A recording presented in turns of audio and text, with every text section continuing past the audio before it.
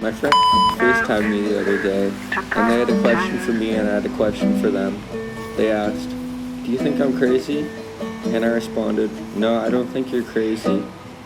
My question was, "What does my lover look like?" And they responded, "Someone who makes you feel so happy." Seeing as that was vague as hell, but as honest as the answer I gave them, I tried to elaborate for myself.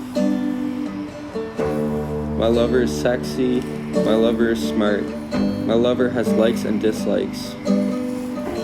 When you press your eyes hard into your hands after a hot then cold shower, and you see visual speckle with sparks of hyperventilation, you'll see my lover there. I walk along a road until I find a mushroom that looks more like wood than the dead stump it protrudes from. That is my lover winking at me, begging me for more effort in a playful way. A homeless person couldn't say thanks for the cash, but instead blew a bubble at me. That blue hubba bubba was my lover's consolation. The moon is also conjunct Jupiter, which is a beautiful thing. They are my pepper spray. They'll smash the face of those who instill fear in people who enjoy walking at night. Maybe I'm talking about me, but my lover has a piercing glance that is stronger than my fist. When I floss, when I remember to water my plants, my lover is in the water accidentally spilt on the floor. My lover is in between my teeth.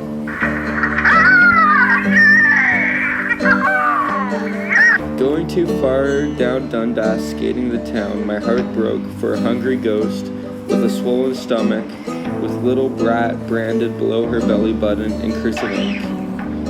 My lover was hugging her so hard while simultaneously holding my hand as my eyes welled up with tears. I often feel like a little brat.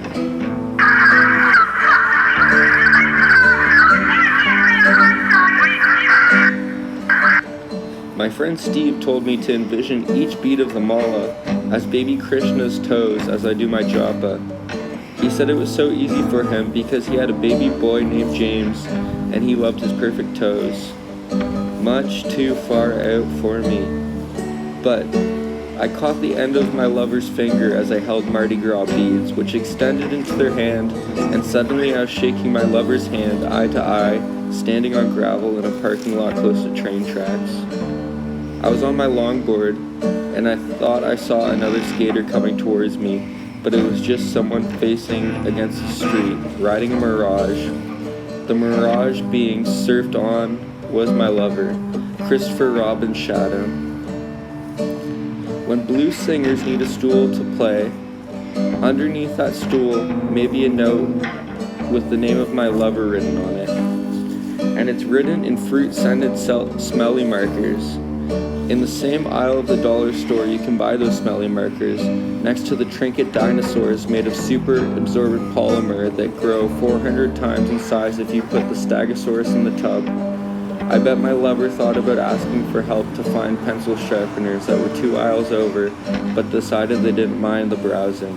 My lover loves a challenge, even under fluorescent light.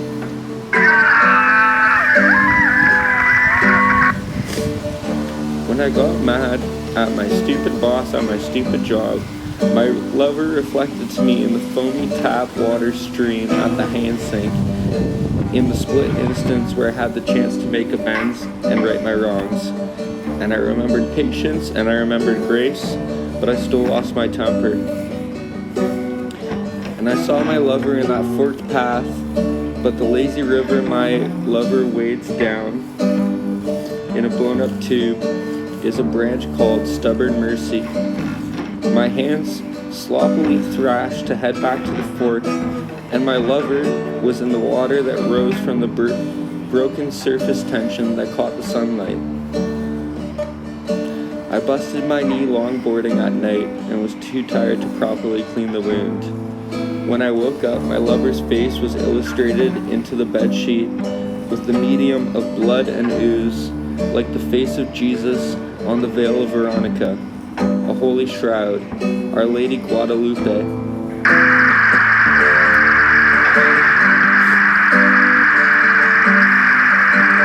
Last May, my curious limbs hopped over a barbed wire fence into a property of farmland and short, wiry trees.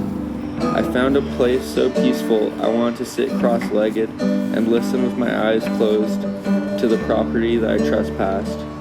At that moment, the ground started to rumble, and cows, more curious than I, charged towards the tree line to investigate me.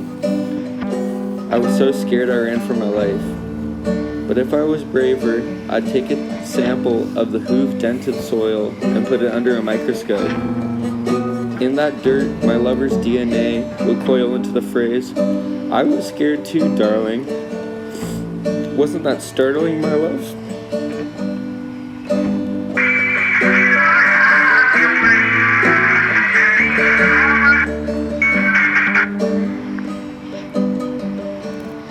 Keep your eye out in the thrift store for adult coloring books, meant to calm a mind busy from the capitalist grind.